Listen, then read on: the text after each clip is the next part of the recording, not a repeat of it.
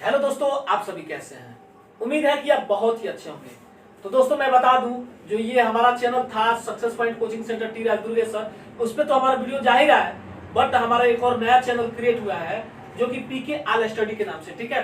तो इस चैनल को जाके सपोर्ट कीजिए, सब्सक्राइब कीजिए और बेल आइकन दबाना ना भूलें। और मैं बता दूं दोस्तों, जो ये हमारा पीके आल स्टडी है, इस चैनल पे हमारे पवन सर जी सिर्फ साइंस का वीडियो डालते हैं और मैं इस पे मतलब मैथ डालता हूँ, ठीक है। जो कि आज हम मैथ का चैप्टर लेके आए क्लास 9 का, यानी नंबर सिस्टम, संख्या पद्धति, ठीक है। ये चैप्टर 1 है नंबर सिस्टम का, संख्या पद्धति का, ठीक है। तो मैं चैप्टर को स्टार्ट कर रहा हूँ, ठीक है।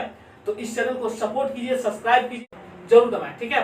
तो चलिए हम इस चैप्टर को स्टार्ट करते हैं। फर्स्ट क्वेश्चन दिया हमारा नंबर सिस्टम का। पहले क्वेश्चन कह रहा है कि क्या शून्य एक परिमेय संख्या है। तो इससे पहले मैं बता दूं डिफिनेशन।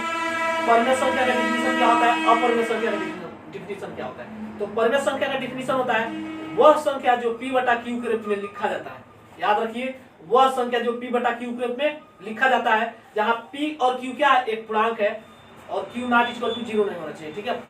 अब 0 हमारा क्या है, परिमेय संख्या है, ठीक है। 0/1 हमारा क्या है, परिमेय संख्या है। 0/2 हमारा क्या है, परिमेय संख्या है। 0/5 हमारा क्या है, ये सब परिमेय संख्या है। अब यहाँ ध्यान दो, मैं बता दूं, जहां रूट में जिसका इक्वल मान यानी वर्गमूल नहीं होता है, वही हमारा क्या होता है, अपरिमेय संख्या होता है। यानी रूट में 5 होता है, रूट में 3 होता है, ये सब क्या अपरिमेय संख्या होता है। तो चैप्टर को स्टार्ट करें। चलो, क्वेश्चन दिया है क्या शून्य एक परिमेय संख्या है। तो हाँ, बिल्कुल ये शून्य हमारा क्या है, परिमेय संख्या है। अब फिर कह रहा है अतः आप p बटा q के रूप में लिख सकते हैं, जहां q और p एक पूर्णांक है, जहां q नॉट इक्वल टू 0 है, ठीक है। तो अब कह रहा है इसको सॉल्व करें। तो सॉल्व करने से पहले मैं बता दूं, इसको वैसे ही मुंह जबानी बता देता हूं। कह रहा है 0 क्या एक परिमेय संख्या है।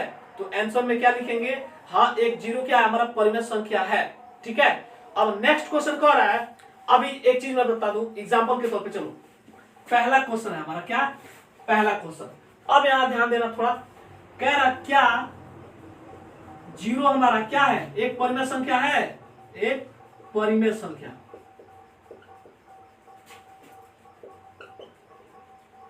परिमेय संख्या है। तो भैया बिल्कुल परिमेय संख्या है, ठीक है। अब मैंने बता दूं एग्जांपल के तौर पे, जैसे एक दो एग्जांपल ले लो आप। 0/1, 0/2, 0/5, ये हमारा क्या है, ये हमारा क्या है, परिमेय संख्या है, ठीक है। तो यही हमारा क्या होगा, एग्जैक्ट आंसर होगा, ठीक है। अब दूसरा क्वेश्चन भाई साहब हम देख लेते हैं। दूसरा क्वेश्चन हमारा क्या कह रहा है। क्वेश्चन कह रहा है भाई साहब 3 और 4 के बीच 6 परिमेय संख्या ज्ञात कीजिए। क्या कह रहा है, 3 और 4 के बीच 6 परिमेय संख्या हमें निकालना है, ठीक है। तो यहाँ पहला हो गया। और दूसरा क्वेश्चन कह रहा है 3 और 4 के बीच कितना परिमेय संख्या ज्ञात करना है, 6 परिमेय संख्या हमें ज्ञात करके दिखाना है। तो अब यहां ध्यान दो, जब 6 परिमेय संख्या ज्ञात करना है तो एग्जैक्ट आंसर मैं बता रहा हूं, ये नोटिस कर देना। जब भी बात करें 6 परिमेय संख्या, तो हम क्या करेंगे, 6 + 1 कर लेंगे। ध्यान देना, मैं क्या बताया, जब भी अगर 6 परिमेय संख्या कहे तो 6 + 1 करेंगे। अगर 7 परिमेय संख्या हमें ज्ञात करने के लिए बोला होता तो 7 + 1 हम करते। क्या करते, 7 + 1 हम करते, ठीक है। तो यहाँ सॉल्व हमारा शुरू होता है।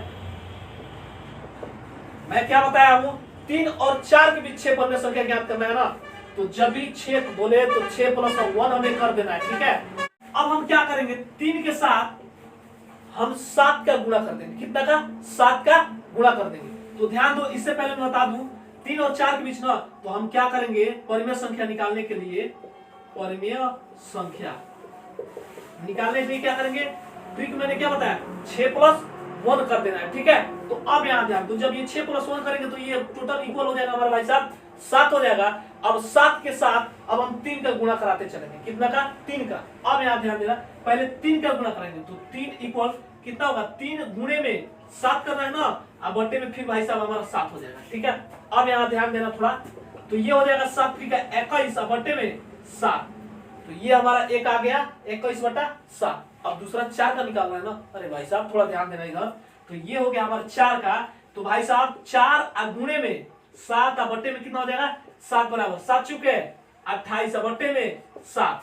अब ये जो दो मान निकला है हमारा, यानी 21/7 और 28/7, अब इसी के बीच की संख्या हमें ज्ञात करना है। क्या करना है? इसी के बीच की संख्या ज्ञात करना है। तो भाई साहब हमारा क्या हो जाएगा 21/7, यानी 21 को छोड़ करके, यानी हम बोल सकते हैं 1 2 3 4 5।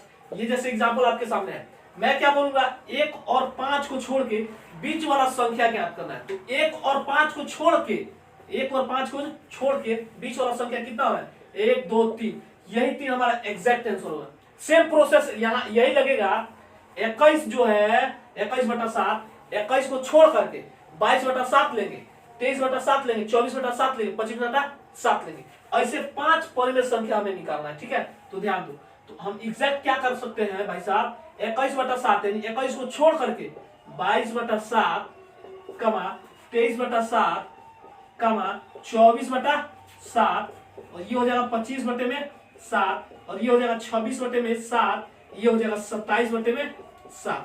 ये हमारा एग्जैक्ट आंसर होगा। पूछो क्यों भाई साहब? तो अब यहाँ ध्यान दो, हमें क्या करना है 21/7 और 28/7 के बीच की संख्या ज्ञात करना है। क्या करना है 21 और 28 के बीच की संख्या ज्ञात करना है। तो 21 को छोड़े और 28 को छोड़े, कितना पे आए 27 पे।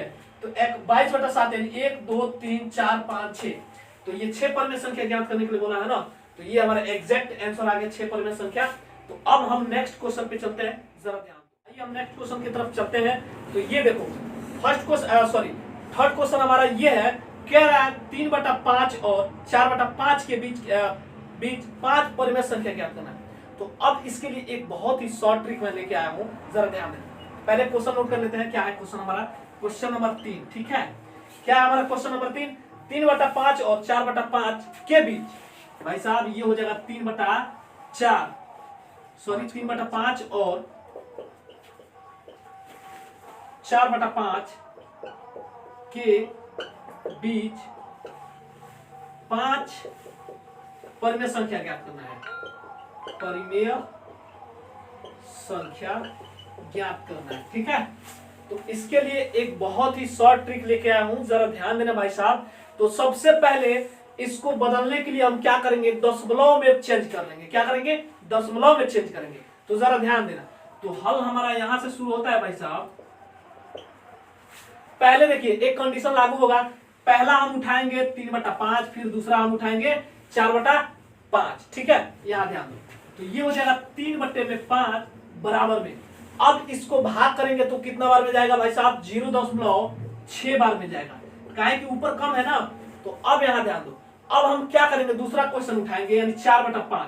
तो ये हो जाएगा 4/5 बराबर में ये हो जाएगा। अब इसको जब भाग देंगे तो 0.8 आएगा। कितना आएगा? 0.8 आएगा। अब यहां ध्यान दो, इस पे एक और कंडीशन लागू होता है, जरा ध्यान देना। अब कह रहा है इसके बीच 5 परिमेय संख्या ज्ञात करना है, यानी इसके और इसके बीच में 5 परिमेय संख्या ज्ञात करना है।